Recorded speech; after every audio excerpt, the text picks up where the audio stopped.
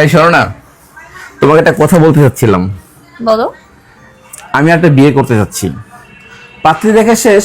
এখন তোমার অনুমতি পাইলেই বিয়ে করে বউটারে ঘরে আনতে পারি।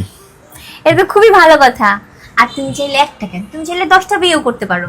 আর তোমার খুশির জন্য আমি সব কিছু করতে পারি, কোনো সমস্যা নাই। তো কোথায় সাইন করতে হবে বলো, আমি সাইন করে দিই।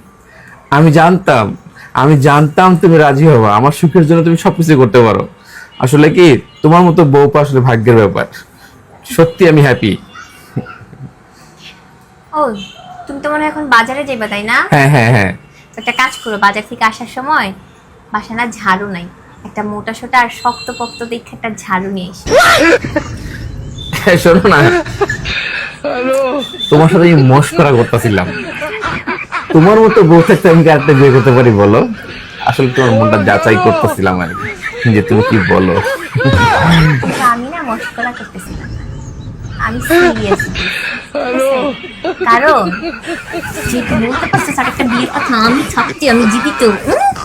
কেমনে সাহস যখন হইছে তখন তো ওইটা আপনার প্রাপ্য হয়ে গেছে। ঠিক আছে, তুমি নিয়ে আসবে। তোমার ভুল হয়েছে।